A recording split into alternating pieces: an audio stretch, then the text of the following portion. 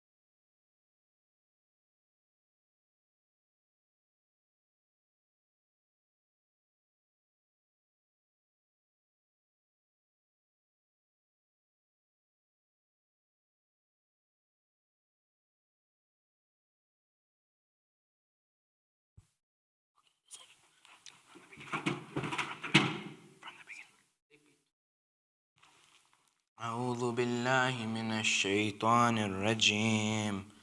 بسم الله الرحمن الرحيم. حميم والكتاب المبين. إنا أنزلناه في ليلة مباركة إنا كنا منذرين فيها يفرق كل أمر حكيم أمرا من عندنا إنا كنا مرسلين رحمة من ربك إنه هو السميع العليم رب السماوات والأرض وما بينهما إن كنتم موقنين لا إله إلا هو يحيي ويميت ربكم ورب آبائكم الأولين بل هم في شك يلعبون فارتقب يوم تأتي السماء بدخان مبين يغشى الناس هذا عذاب عليم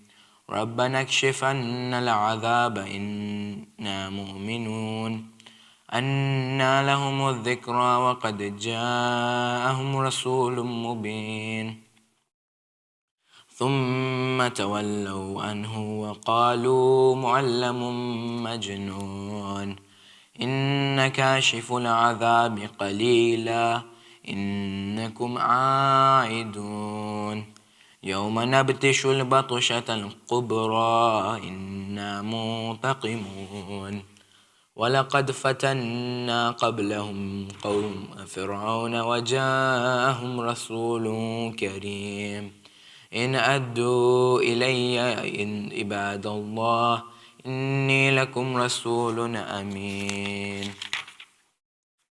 وألا تعلوا على الله إني آتيكم بسلطان مبين وإني عذت بربي وربكم أن ترجمون وإن لم تؤمنوا لي فاعتزلون فدعا ربه أن هؤلاء قوم مجرمون فأسر بعبادي ليلا إن إنكم متبعون واترك البحر رهوا إنهم جند مغرمون كم تركوا من جنات وعيون وزروع ومقام كريم ونعمة كانوا فيها فاكهين كذلك وأورثناها قوما آخرين فما بكت عليهم السماء والأرض وما كانوا منظرين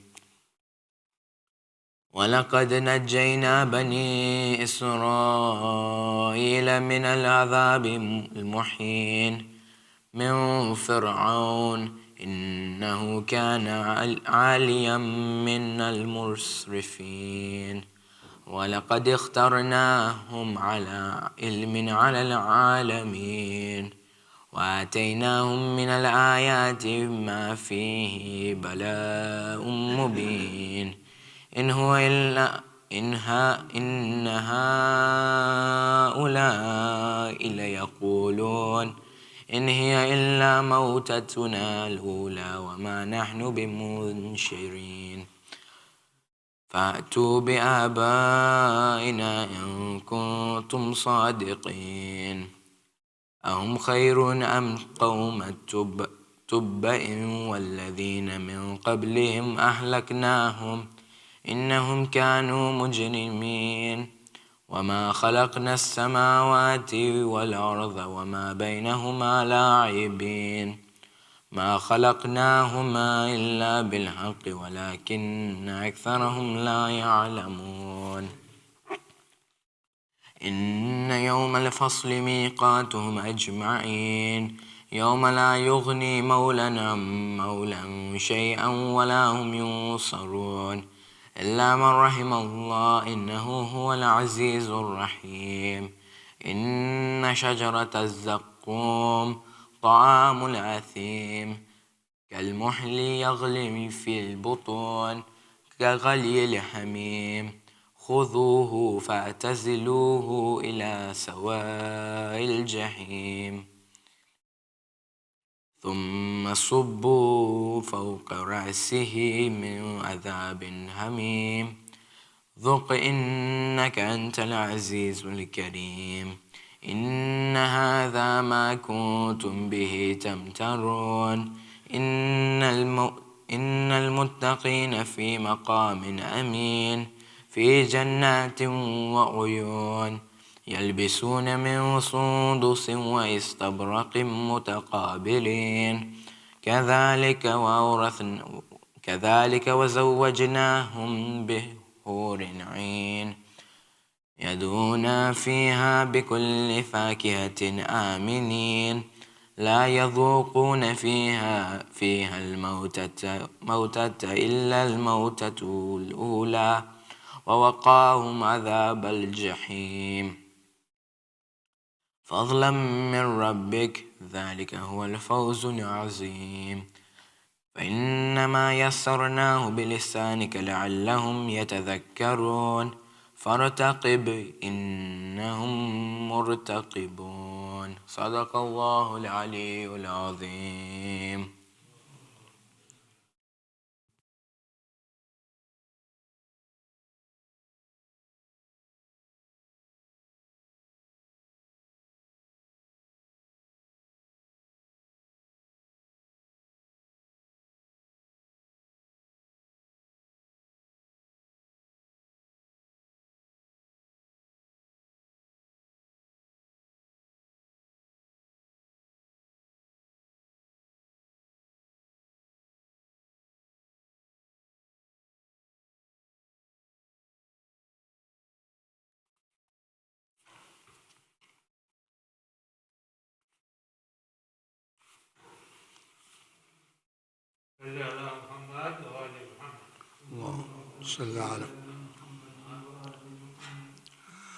اللهم صل على محمد وآل محمد.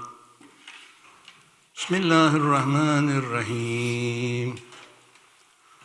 اللهم إني أسألك برحمتك التي وسعت كل شيء وبقوتك التي قهرت بها كل شيء وخضع لها كل شيء وظل لها كل شيء، وبجبروتك التي غلبت بها كل شيء، وبعزتك التي لا يقوم لها شيء، وبعظمتك التي ملأت كل شيء، وبسلطانك الذي ألا كل شيء، وبوجهك الباقي بعد فناء كل شيء، وبأسمائك التي ملأت أركان كل شيء،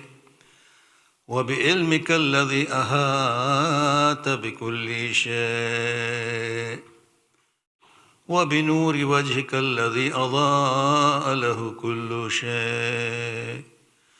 يا نور يا قدوس يا أول الأولين ويا آخر الآخرين،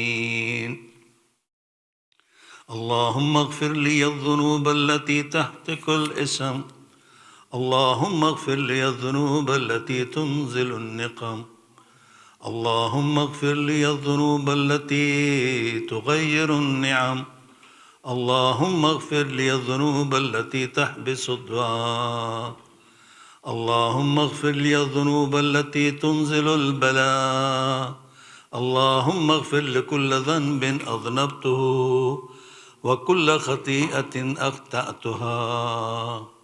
اللهم إني أتغرب إليك بذكرك وأستشفع بك إلى نفسك، وأسألك بجودك أن تدنيني من قربك، وأن توزعني شكرك، وأن تلهمني ذكرك.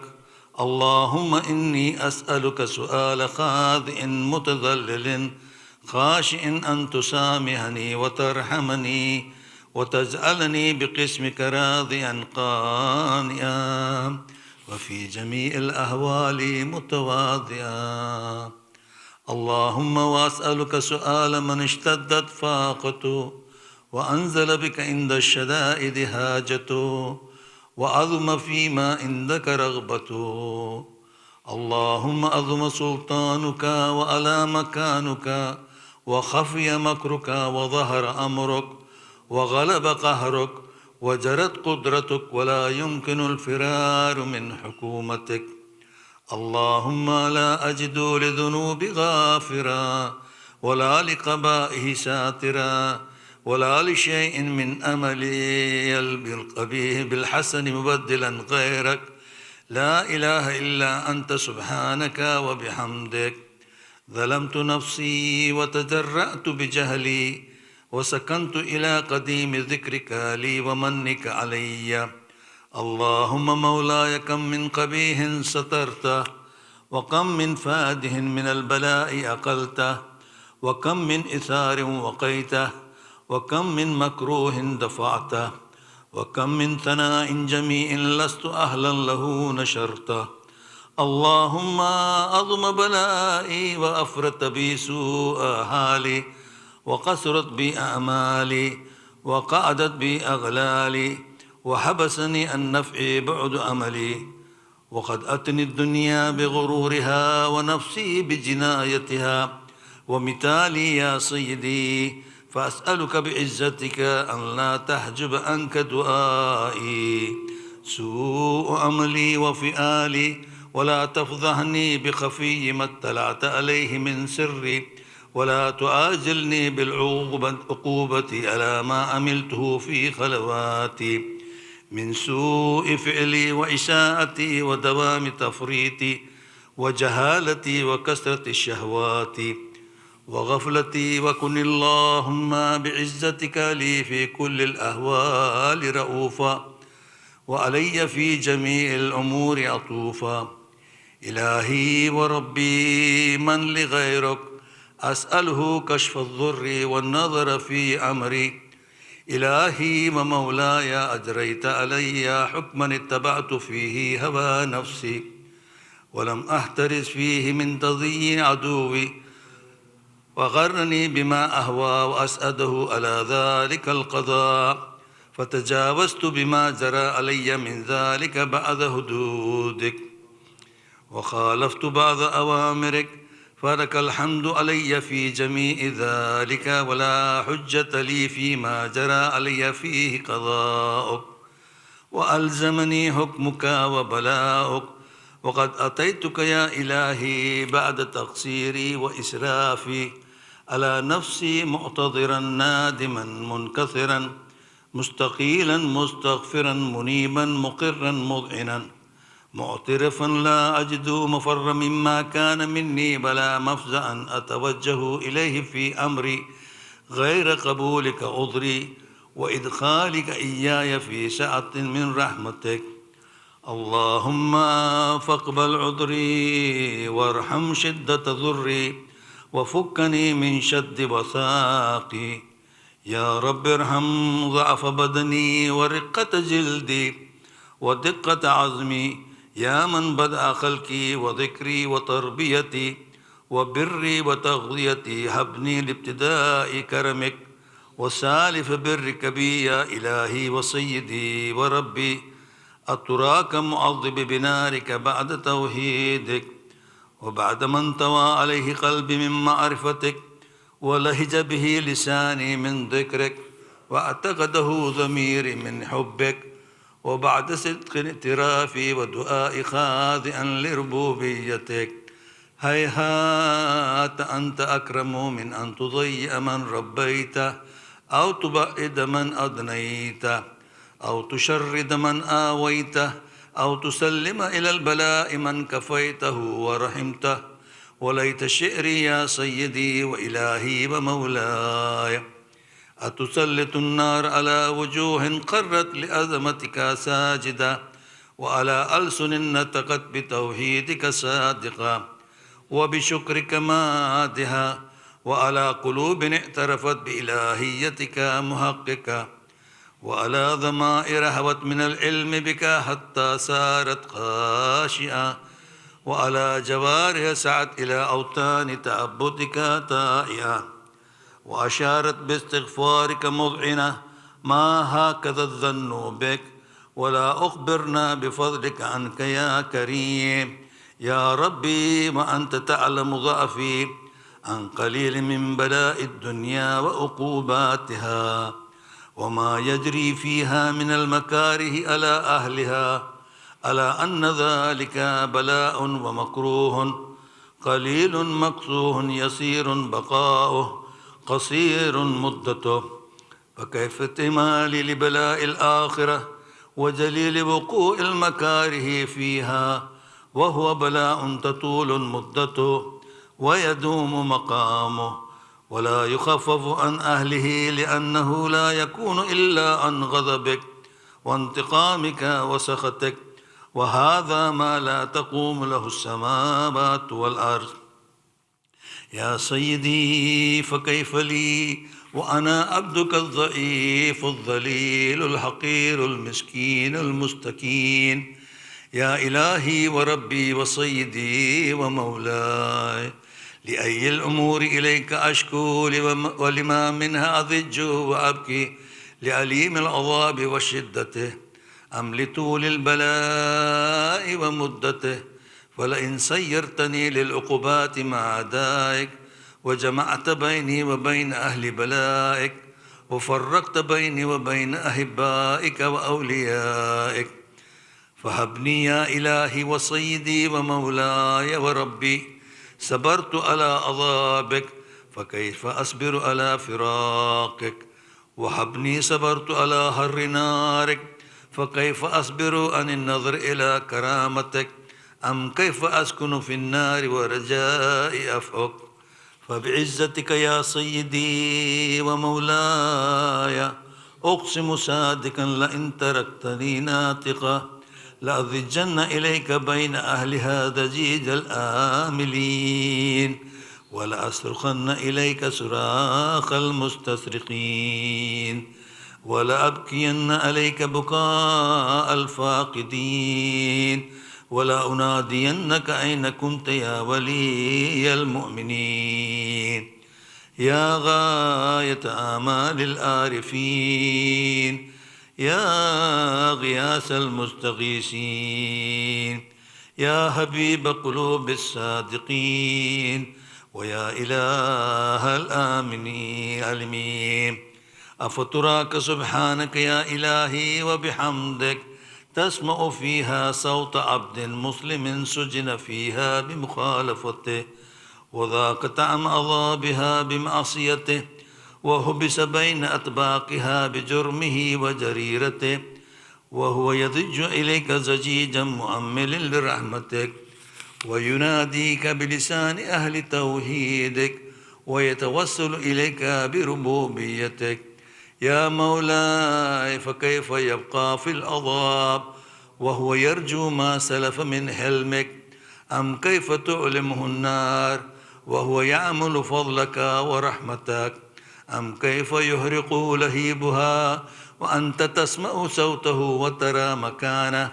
أم كيف يشتمل عليه زفيرها وأنت تعلم ضعفه؟ أم كيف يتقلقل بين أطباقها وأنت تعلم صدقه؟ أم كيف تزجره زبانيتها وهو يناديك يا رباه؟ أم كيف يرجو فضلك في إتقه منها فتتركه فيها هيهات؟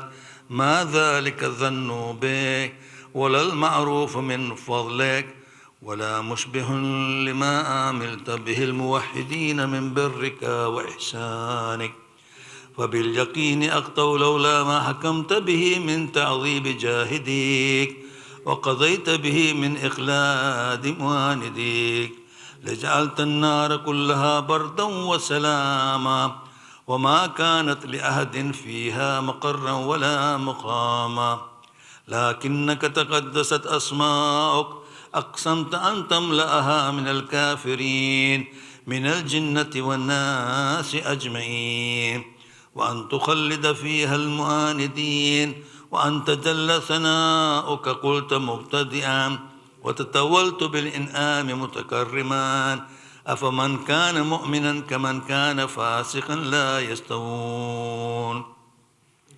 إلهي وسيدي، فأسألك بالقدرة التي قدرتها وبالقضية التي هتمتها وهكمتها وغلبت من عليه أجريتها، أن تهب لي في هذه الليلة وفي هذه الساعة كل جرم أجرمته، وكل ذنب أذنبته، وكل قبيح أسررته، وكل جهل أملته كتمته أو أعلنته، أخفيته أو أظهرته، وكل سيئة أمرت بإثباتها الكرام الكاتبين الذين وكلتهم بحفظ ما يكون مني، وجعلتهم شهودا علي مع جواري، وكنت أنت الرقيب علي من ورائهم والشاهد لما خفي عنه، وبرحمتك أخفيت وبفضلك سترت، وأن توفر حظي من كل خير أنزلت أو إحسان فضلت أو بر نشرت أو رزق بسطت أو ذنب تغفره أو خطأ تستره. يا ربي يا ربي يا رب، يا إلهي وسيدي ومولاي ومالك الرق، يا من بيده ناسيتي، يا عليما بذري ومسكنتي، يا خبيرا بفقري وفاقتي. يا ربي يا ربي يا رب، أسألك بحقك وقدسك وأعظم صفاتك وأسمائك أن تجعل أوقات من الليل والنهار بذكرك مأمورا، وبخدمتك موصولا، وأعمال عندك مقبولا، حتى تكون أعمالي وأورادي كلها وردا واحدا، وحالي في خدمتك سرمدا. يا سيدي يا من عليه مؤولي، يا من إليه شكوت أحوالي. يا ربي يا ربي يا رب، قوي على خدمتك جواره، واشدد على عزيمتي جواني، وهب لي الجد في خشيتك والدوام في الاتصال بخدمتك، حتى أسرع إليك في ميادين السابقين، وأسرع إليك في الباردين، وأشتاق إلى قربك في المشتاقين، وأدنو منك دنو المخلصين، وأخافك مخافة الموقنين، واجتمع في جوارك مع المؤمنين.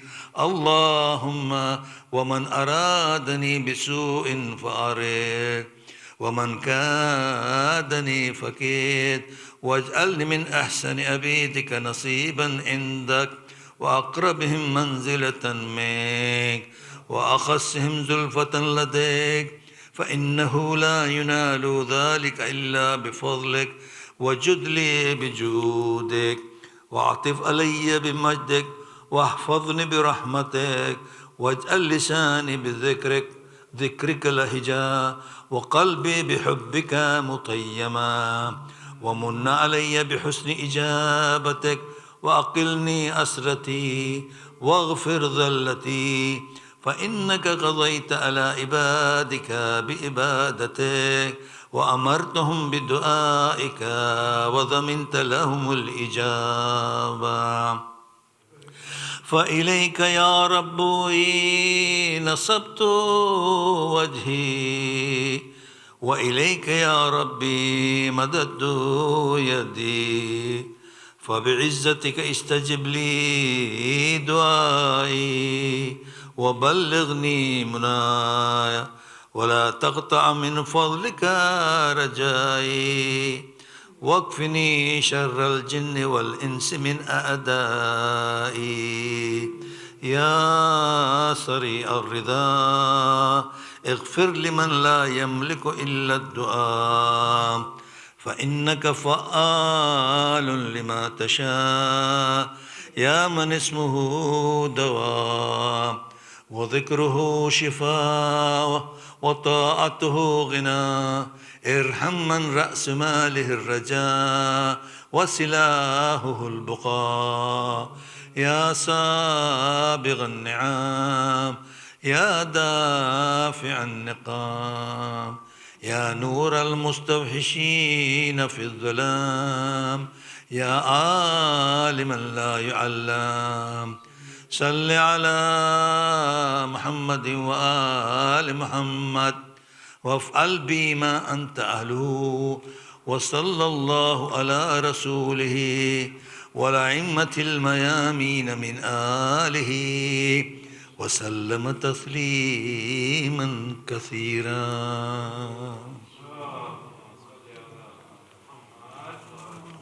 إلى أرواح المؤمنين والمؤمنات صواب الفاتحة.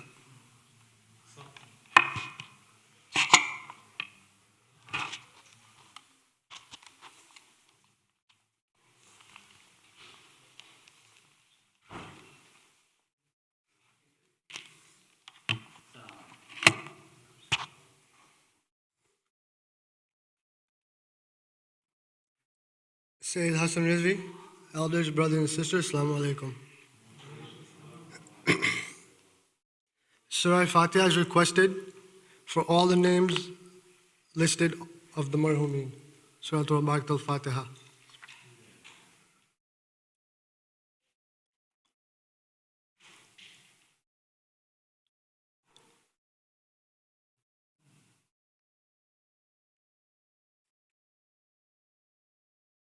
Dua Shafa is requested for all the names on the screen and for whoever is in need here and elsewhere. Let us recite it together. Bismillahir Rahmanir Rahim.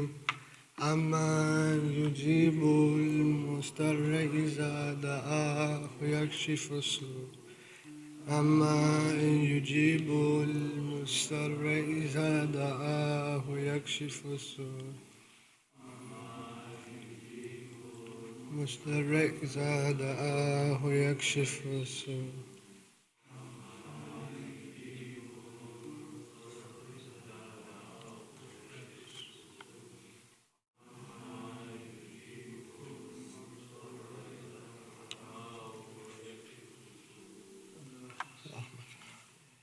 would now like to call upon Sayyid Hasan Rizvi to come forward and recite his majlis. By Muhammad wa ala Muhammad, salawat.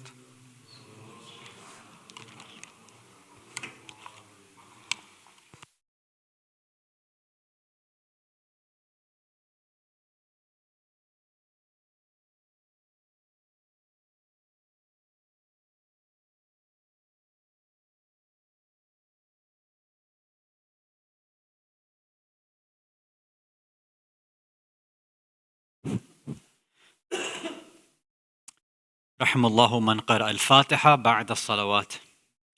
اللهم صل على محمد وآل محمد معجل.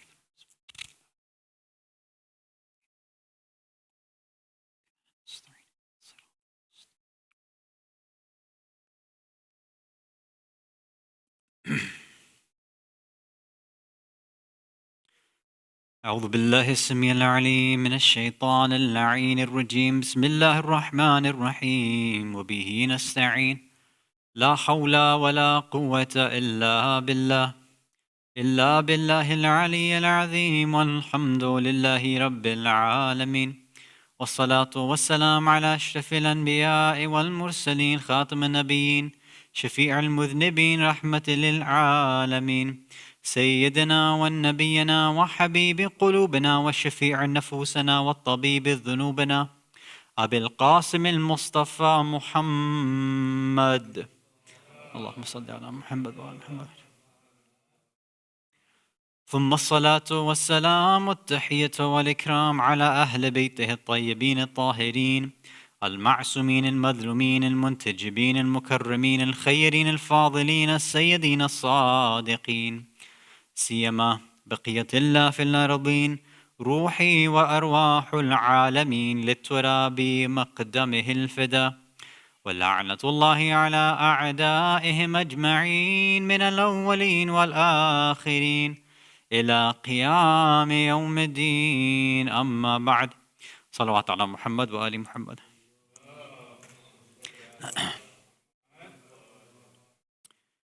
Mu'mineen, mu'minat, brothers and sisters in Islam and Iman, Salamun alaikum wa rahmatullahi wa barakatuh. So, my guess was there wasn't going to be too many people coming tonight. I was going based off of last year's attendance. Most people just, whether it was COVID related or Thanksgiving related, I don't know, maybe both. So there wasn't too many people last year. So that's what my assumption was for tonight. What we'll do though, inshallah, is, so I'm not going to go through any of the Slido questions that are there. One of the new topics or other questions, which should have been the main question for last week, we're also going to wait till next week. There's a few points left over from our discussion on Awwal al-Waqt and Waqt al-Fadila that I'd like to continue, inshallah, tonight. We won't keep it too long. Again, I didn't even prepare a quiz because I didn't expect people to be here. But so we'll talk about a few points and then, inshallah, try to wrap up quickly and end with a short masaib as well. Salawat ala Muhammad wa ala Muhammad.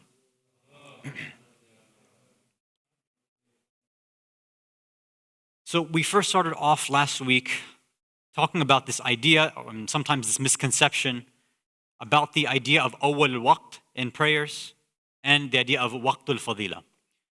And what we discussed was that normally in our minds, the way that I think most of us grew up, in the same way I was told when I was growing up, is that awwal al-waqt meant as soon as the adhan sets in, as soon as the time sets in, you have to pray right then and there. You have like a 5, 10, 15-minute window max, and then afterwards, that's it. You'd say that, awwal al-waqt is gone, fadilat is gone.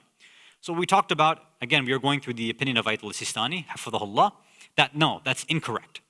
That's not the meaning of awwal al-waqt and waqt al-fadila.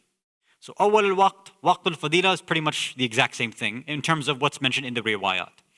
And then the duration of time we gave for everything. So for Fajr, it's about 20 to 30 minutes after the time for Fajr as-Sadiq, or when Fajr sets in. So you have about a 20, 30 minute time for your fadilat, awwal al-waqt for Fajr. For Dhuhr time, it's about an hour, 45 minutes, maybe 2 hours or so. And again, these are just rough estimations, don't take it literally. Asr time, we said, the fadilat time does not start right after Dhuhr. It actually has to be prayed at its best time, which is later on, meaning if you would have to pray it separately, assuming you're doing furada, you would have to do it separately. And Asr time normally is around 3 hours after Dhuhr time. And then you have about a 45-minute fadilat window for Asr. Maghrib has about a 50-minute fadilat time window. And then Isha, again, if it's being offered separately, if you want the actual fadila, then the beginning of Isha time, again, we're talking about fadilat, not when you're allowed to, is when the fadilat of Maghrib ends. So again, Maghrib you have about 50 minutes, that's full fadilat. Once that fadilat is done, then the fadilat time for Isha begins there, and you have about 3 hours or so. Now again, this will vary city to city, time of day, time of year, all these things will vary, but these are just rough estimates. So there was a few leftover points there. One of them was this. We know from many ahadith, including this one we mentioned last week from Rasulullah sallallahu alayhi wa alihi wa sallam, that him and the ma'sumin have been reported to say things like أفضل الأعمال الصلاة في أول وقتها. That the best thing that we can do, the best a'mal is praying salah in awwal al-waqt. And we've gone through the definition now. We know that it's this duration. We also gave the disclaimer that in terms of akhlaq, that first few minutes is always going to be better as well. So the sooner you pray, as soon as the time sets in, the better, right? Definitely, right? So even though, let's say for example, Dhuhr, there's an hour 45-minute fadilat window, it doesn't mean you should just intentionally delay it just because you still think you're in fadilat time. No. If you don't have any excuses, try to pray it, as soon as the time sets in. That's what they'd say is the maximum fadilah in that sense, right? Akhlaqan. But we talked about last week that for jama'ah prayers, this is where the question comes about. Now, normally when jama'ah takes place, in most places, Shia jama'ah obviously, is going to happen, so you have the Fajr time, which there's no issue there. Then for Dhuhr, Asr, they're combined. So technically speaking, you'd be missing the Asr fadila. But according to pretty much all the maraji, if the jama'ah is happening before the fadila time has left, then it's better to pray in jama'ah than to pray in furada. So let me give the example right now. So Dhuhr time is 12:15-ish, something like that, right? 12:15. So you have about an hour, 45 minutes or so afterwards. Let's make it even, let's say 2 hours. So the Dhuhr time itself then has a fadilat of, let's say we'll go 2 hours. So from 12:15, you have up until 2:15. Now let's say you know that, hey, there's a jama'ah that's going to take place at 2:30. So somebody might think in their mind, okay, let me pray right at the beginning. That fadilat time is better. But according to our marajih, they say no. I'm sorry, let me go back. I misspoke there. If the jama'ah time is happening within fadilah, so if it happens before 2:15, then it's better to wait and pray in the jama'ah. So we know that Dhuhr time starts at 12:15. You've got about 2 hours fadilah time. You could pray right in the beginning by yourself and say, I'm getting all the maximum rewards. The marajih say no. If you know there's a jama'ah that's going to take place within fadilah time, then it's okay to delay and wait. So let's just say the jama'ah happens at 2 o'clock or so. That's okay. Wait, and you'll get more benefit and thawab by praying in that jama'ah because you're still within the fadilah time. It's okay to delay then. You don't have to go right at the beginning. Now here was the question, is what if it does happen after all the fadilah time is gone? So let's give the most extreme example for Dhuhr and Asr. So Maghrib time right now is 5:40-ish, 5:45. I don't know if we've reached something like that. Let's just say 5:45. Let's say there's a Dhuhr Asr Jama'ah that you know is going to take place at 5:30. So pretty much crunch time, right? Right before sunset's about to come in. Maghrib time is about to come in. 5:30, this is Jama'ah. So you're outside of Dhuhr Fadila and you are outside of Asr Fadila. There's no Fadila there. Now some people will say, oh, it's Jama'ah. That's definitely going to be better because Jama'ah is always better, isn't it? Whereas others will say, no, you left the Fadila time, so you should have prayed on your own. Yeah, maybe you can do a qada or whatever for the Jama'ah, but make sure you get something within the Fadila time. That's what some people might think. Again, I'm going by Ayatul Sistani. Ayatul Sistani says there is not enough evidence available to say that one of these is better than the other. There isn't enough evidence to say that praying furada within Fadila time is better or worse than praying a Jama'ah after Fadila time is done. He says there's no evidence available, or not enough at least for him to pass a fatwa on this. So if you look in the books, he doesn't really give an opinion on this matter. So I'll leave it there. I don't want to open up the discussion too much. Now, obviously, for a Jamaat to get delayed that much, it doesn't make sense, right? You should try to get it within the Fadila time, and most times it will happen, right? And that's usually our situations.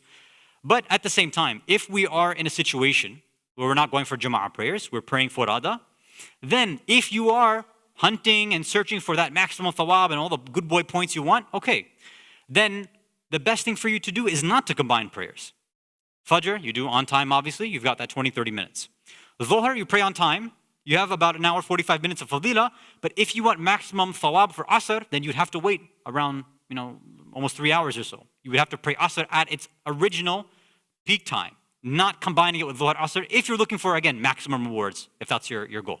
Same thing for Maghrib and Isha, according to Ayat al-Sistani, that Maghrib, you pray, then you'd wait a little bit, around 50 minutes, or 45 to 50 minutes or so, then pray your Isha at that point. Again, this is all if you're doing Furada.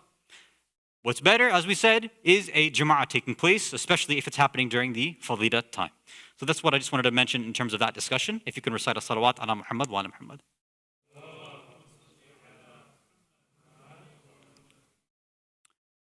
So now, look, a lot of these conversations and these discussions come up in terms of, how should we have programs, or if, let's say, you and family or friends are going to have a session or a dinner or something, and you're trying to figure out how do we schedule things accordingly. I'll give an example that would happen with, my friends and I.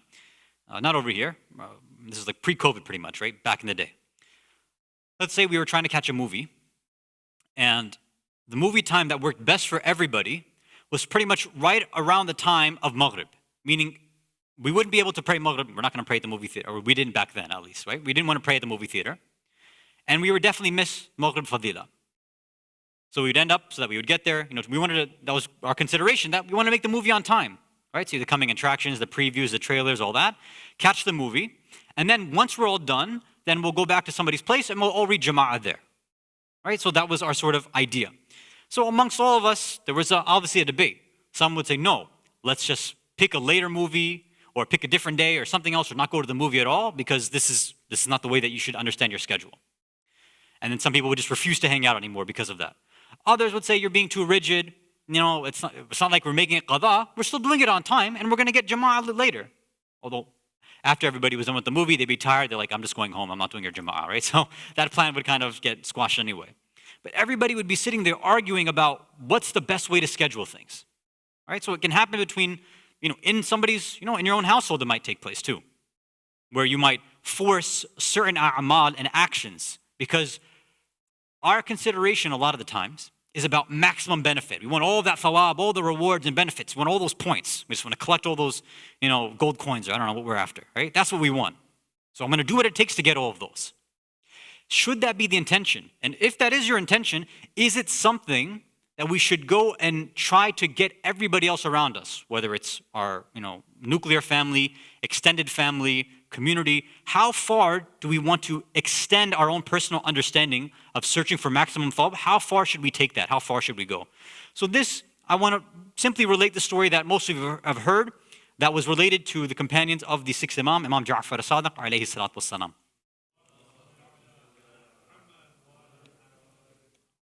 Sure, most of you have heard this before, so you'll know the punchline before I start reciting it, I think, right? So they say once the sixth Imam was relating this story to his friends and his companions, and he was talking about how one of their Shi'as was dealing with a new Muslim convert. So first he talked about the good part. He said, look, there was two neighbors. One of them was our Shia, and the neighbor was a Christian. Because of the akhlaq, the good mannerisms and the behavior, the discussions that this Shia would have with the Christian neighbor, eventually the Christian became Shia. He became Muslim, basically. Right? So, okay, alhamdulillah, wonderful.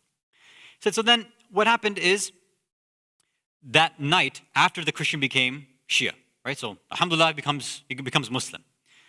So now, at the Christian's house, he hears a knock on the door. It's like, 3, 4 in the morning or something.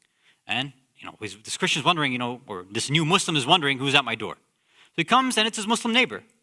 And he's like, oh, assalamu alaikum, what's going on? He's like, what are you doing? Go get yourself ready. We have to go to the masjid for salah. He's like, oh, okay, fine. He's like, okay, I'm a new Muslim. I don't know what's going on. Okay, sure. So he gets ready and they get there and the masjid is pretty much empty. There's only a handful of people. He's like, is this all you get for, your morning prayer? He's like, no. it's not time for Fajr yet. This is where we do Salatul Layl and Namaz al-Shab. So go ahead and do that first. It's like, oh, okay, fine. So they do that. Then finally Fajr time sets in, so they pray Fajr. So now this new Muslim is like, okay, we're all done here, right? So he gets up and is ready to go. The Muslim, the original Muslim, grabs him, is like, no, sit down, recite Quran until sunset, or sunrise. It's like, it's good for you to do that. It's like, okay, fine, I'll do that too. So he sat there till sunrise and was reciting Quran. Then he's like, okay, now ibadat's done, right? Time to go. So he gets up, the Muslim grabs him again. No, no, no. You don't just leave right away. Sit for a little while, do some other ibadat, right? Something else, reflect on Allah. It's good to be in the masjid, this and that. He's like, okay, fine. More du'as, more Quran, etc. And he continued. And the guy's like, okay, I recited enough. The sun is, past. It's time for me to go. It's like, no, just sit here a little bit longer. In a few hours, it's going to be Dhuhr time. It's like, okay, fine. You can tell, I'm sure you've heard the story, and you see how it's going. He's kept him there till Dhuhr time. Then he kept him there till Asr time. He kept him there, basically the whole day, he was stuck in the masjid just doing this ibadah. Finally, Isha is done. It's like, okay, now we can go home. It's like, okay, fine, finally. So he gets home. Next morning, Muslim is knocking at his new Muslim neighbor's door. He's like, okay, let's go, get ready. He comes out, he's like, look, after yesterday, I've left your religion. He's like, it's very clear, your religion is for people who are completely bekar and have nothing to do in their lives. I've got a family to feed. I'm somebody that needs to struggle. If you have nothing else to do, then you go ahead and be a Muslim, but I don't have time for your religion. I don't have time for any of this. So now, when the Imam finishes the story, he explains, now, because he's relaying this specific story, he's relaying to his companions to tell them something. He says, look, you need to bear this mind in fact, that you should not be troubling people unnecessarily.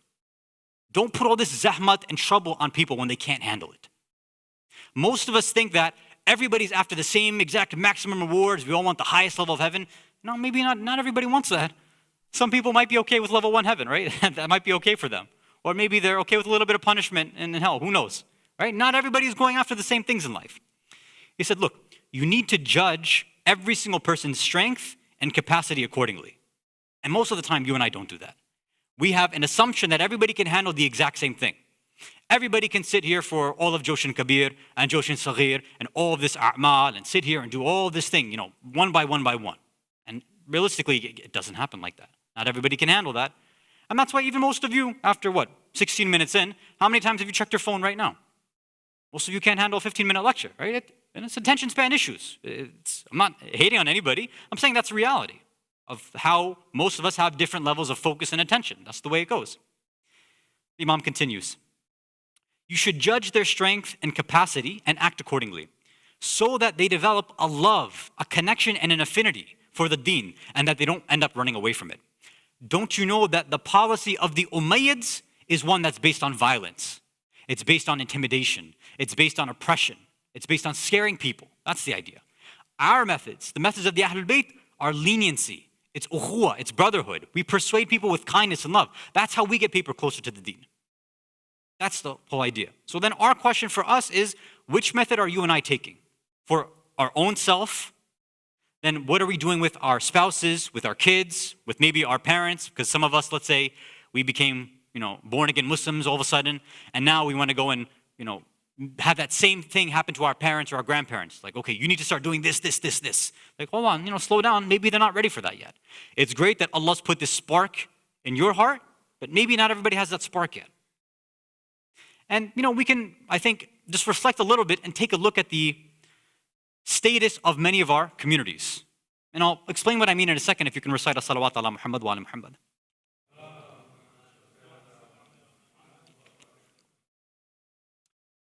Think about a common discussion that I think all of us have had privately, publicly, in various different settings.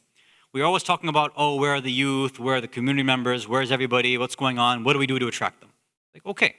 And people have their ideas. Some of them are good, and some of them, the opposite, basically. They're terrible ideas, right? Can't say that to their face, but some ideas are just really bad. And it's interesting that people are very adamant. Every single person thinks that their idea is the one that's going to magically save the whole community. All right, that's what everybody thinks. If you do this in the community, everybody will come back. If you have this session, all the youth will come flying back. I'm like, look, just think for a second. Right now, we've tried certain ideas before, and you see the status of how things are right now. Maybe it might be time to try a few new things here and there, right? Because so far, the build-up to what we have right now, the track record isn't so great. So if we're looking at the past and seeing how certain methods from the East or from Islamic civilizations, Islamic nations and countries have been utilized over here, it doesn't seem like it's met its objective. Right? The target goal hasn't been met. So I'm not saying abandon everything, right? I've never meant that and I've never said that. So look, there's ways of figuring out how to take our existing cultural institutions and how we do things and just making a few little tweaks here and there so that certain different demographics, get to say, okay, this thing makes sense, I can come to this, I can do this. Not to say wipe one out or completely destroy something. Say, okay, there are different ways, there's different challenges, but at the end of the day, every single individual, whatever demographic you're a part of, is going to have to swallow their pride and their ego just a little bit. And if people are not willing to open themselves up to that policy of the Ahlul Bayt, which is being a little bit more lenient and saying, okay, I might like doing a'mal and my ibadat like this, but maybe the majority of the community can't handle it like that. So maybe I've got my own private stuff, and in the community I'll do something else, whatever the community kind of makes sense for them. Or maybe I prefer these kind of lectures to these kind of topics, that's fine, but it seems like generally the community doesn't really like that stuff, right? So we have to be able to gauge that stuff accordingly. And even that, as the Imam's saying, right? He's saying, judge their strength and capacity and act accordingly. That process is not an easy process. How are general individuals able to understand the capacity, the spiritual capacity of one another? That's not easy. Like I said, there's one simple thing in terms of just seeing how many bodies are physically in a place. That's one way. I don't think that's the best way. How many hits or likes or shares. I think those are very simplistic and superficial sort of statistics. I don't think that's the best way of looking at it. I think there's other ways that we kind of have to strategize and figure out what's really the way to understand how we can get every single demographic involved in what they're interested in, attuned to that without giving up the basic fundamentals of our culture and our faith. It's not going to be easy. It's going to be tough on a lot of people, but I think we will definitely be able to do that. It's just going to take a lot of community effort, right? Yeah, I think I don't want to go too much more than that, so I'll leave it there, inshallah. We'll continue next week. We'll go through the rest of the Slido questions, and one of the other main questions that was brought up that we'll address, it'll be hopefully the main topic for next week, is related to what we're talking about as well. And it's the idea of gender segregation or integration within our centers and communities. It's a topic that comes up a lot, and there's usually kind of one sentence, quick answers that are given. So I want to spend a little bit more time on that next week, talking about what are the actual rules for that, and what are some of the various different ideas of how we can possibly implement it in our center right now, while holding on and maintaining our culture, our values, our traditions, right? Not violating the Sharia. At the same time, making sure that our programs are conducive for everybody's spiritual growth. So inshallah, we'll talk about that next week. If you can recite a salawat ala Muhammad wa ali Muhammad.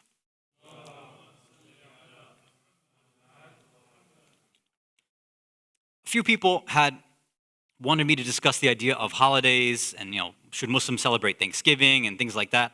I wasn't, super interested. I think we have sort of talked about some of those ideas before.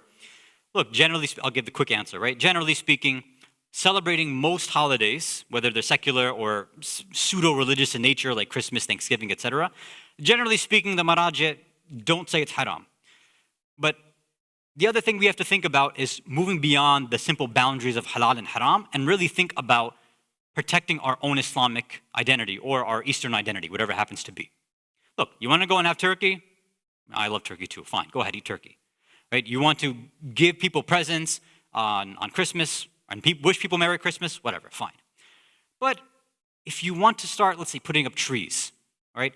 If you want to start, taking specific cultural paradigms and institutions and force feeding it into our own culture or Islamic system, I think we really need to rethink this. Is this really the best thing for us? Is this what we want to do?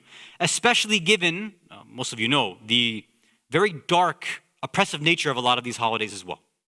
A lot of these holidays, forget the sort of pagan nature of a lot of these things or the oppressive nature, genocidal nature of a lot of these holidays. At the very least, nowadays, it's pretty much just it's a place and an institution for capitalism and consumerism to continue. That's pretty much it. So there's other considerations we have to have besides that, is this haram or not? Is it halal or not, right? I think we need to move beyond that and really think and understand the fact that in our own deen, in our own culture, we've got enough of our own holidays. If our kids or our youth are having an issue where they're jealous of people of Christmas and other holidays, well, that's our fault for not do justice to the holidays that we have. We have so many wiladats. Every Jum'ah is a holiday. If you're not treating your kids or your grandkids or your relatives out every Friday, well, that's your fault. That's not, don't try to solve that with somebody else's solution of these consumerist holidays. We have our own institutions available, and we should try to use that before we take somebody else's institutions and force feed it into our religion. But in general, the point that I wanted to end with tonight is the general idea about thanks, and specifically relating it to the idea of one of the greatest things that a Shia should be thankful for, and that's for the institution of Azadari. And Azadari and remembering Imam Hussein, in a very cliche way, yeah, we talk about how thankful we are for it. But I think sometimes we miss the deep reflection on how powerful Karbala, the tragedy of Karbala, the tool of Azadari, the school of Azadari actually is. In the way that, in terms of, let's say, thankfulness, in terms of reflection, in terms of acting as an emotional catalyst, there is no other institution in any religion, in any philosophy, like Azadari. There's nothing like it. And it's because of the way that we can connect, right? Even right now, when we would say, we are all very thankful that Azadari exists, it continues to exist, and we continue to protect it, right? The way that it is. We're all thankful for that. But it's very interesting, because when you reflect on even the way that the companions, their understanding of Karbala was when they were on the battlefield, it seeps into our understanding of how we use Karbala nowadays too, right? And we've talked about this before Muharram as well. There's obviously the main theme of Muharram is sadness, right? We're reflecting on the tragedy that took place, definitely. But at the same time, you notice that with Shias, there's an excitement that's there too, that we're looking forward to Muharram in a sense, because we know that it's a place for spiritual change. We know that we get invigorated by the love of Imam Hussein alayhi salam. And you see the same thing reflected in the companions. Look at, for example, Habib ibn Mudahir. When he comes there, right, he's the oldest one there. They say, over 80 years old, on the battlefield with all these young individuals. But they say he was one of the most fiercest warriors and soldiers on that day, on that battlefield. And when people are asking him, how are you able to do this? He says, when I see my Mawla Hussein, I turn into a youth again. It's like, how could I not? You look into the face of your Mawla and you become young again. It's like, I feel that strength and I'm ready to do jihad because of this, because of Hussein.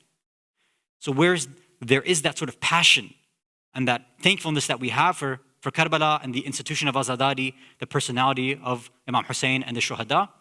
But at the same time, just like Habib, we reflect on the sadness of it, the tragedy of it. Where even in Habib, when he was present there, and when the men had come out and they had greeted Habib and they were all happy, they had this morale boost. Then something happened which broke his heart. And they say at this point, Fidda comes to Habib and says, my master Zainab, Bibi Zainab, sends her salams to you and gives her salams to you.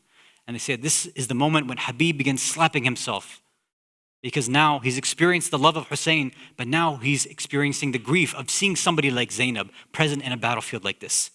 And he begins slapping himself in the face, saying, someone like the princess of Bani Hashim, like Zainab, is sending salams to some faqir, somebody like me, Habib, in a place like this. Why would Zainab be in a place like this? And this is why we have this thanks for this institution of Karbala and Azadari, where on one side we have this thankfulness and this positivity towards it because it becomes a catalyst for our growth, but at the same time it breaks our heart that we have to relive this tragedy year after year after year. And we see that if we don't have that spiritual growth, then we are just going to perpetuate that same sort of dhulm mentality that allowed for something like Karbala to take place.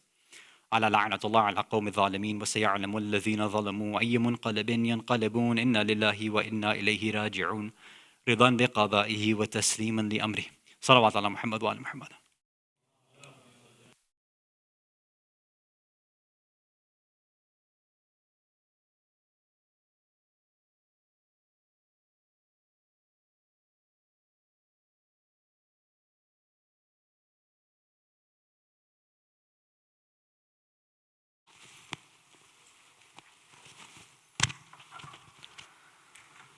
بسم الله الرحمن الرحيم السلام عليك يا رسول الله يا نبي الله السلام عليك يا خير خلق الله السلام عليك يا أمير المؤمنين يا سيد الوصيين السلام عليك يا فاطمة الزهراء سيدة النساء العالمين. السلام عليك يا أبا محمد الحسن المجتبى ورحمة الله وبركاته.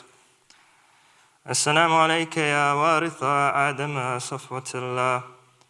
السلام عليك يا وارث نوح نبي الله. السلام عليك يا وارث إبراهيم خليل الله. السلام عليك يا وارث موسى كليم الله. السلام عليك يا وارث عيسى روح الله. السلام عليك يا وارث محمد حبيب الله. السلام عليك يا وارث أمير المؤمنين ولي الله. السلام عليك يا ابن محمد المصطفى. السلام عليك يا ابن علي المرتضى. السلام عليك يا ابن فاطمة الزهراء. السلام عليك يا ابن خديجة الكبرى. السلام عليك يا ثار الله وابن ثاره والوتر الموتور. أشهد أنك قد أقمت الصلاة وآتيت الزكاة وأمرت بالمعروف ونحيت عن المنكر وأطعت الله ورسوله حتى أتاك اليقين. فلعن الله أمة قتلتك ولعن الله أمة ظلمتك ولعن الله أمة سميت بذلك فرضيت به. يا مولاي يا أبا عبد الله، أشهد أنك كنت نورا في الأسلاب الشامخة والأرحام المطهرة، لم تنجسك الجاهلية بأنجاسها ولم تلبسك من مدلحمات ثيابها. وأشهد أنك من دعائم الدين وأركان المؤمنين. وأشهد أنك الإمام البر التقي الرزي الزكي الحادي المهدي. وأشهد أن الأئمة من ولدك كلمة التقوى وأعلام الهدى والعروة الوثقى والحجة والأهل الدنيا. وأشهد الله وملائكته وأنبياءه ورسله أني بكم مؤمن وبإيابكم موقن بشرائع ديني وخواتيم عملي، وقلبي لقلبكم سلم وأمري لأمركم متبع. صلوات الله عليكم وعلى أرواحكم وعلى أجسادكم وعلى أجسامكم وعلى شاهدكم وعلى غائبكم وعلى ظاهركم وعلى باطنكم. السلام عليك يا ابن رسول الله. السلام عليك يا ابن نبي الله. السلام عليك يا ابن أمير المؤمنين. السلام عليك يا ابن الحسين الشهيد. السلام عليك أيها الشهيد. السلام عليك أيها المظلوم وابن المظلوم. لعن الله أمة قتلتك ولعن الله أمة ظلمتك ولعن الله أمة سميت بذلك فرضيت به. السلام عليكم يا أولياء الله وأحباءه.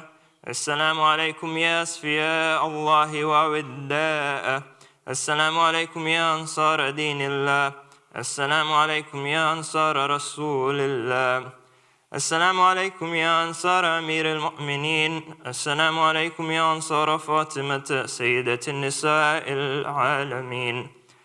السلام عليكم يا أنصار أبي محمد الحسن بن علي الولي الزكي الناصح.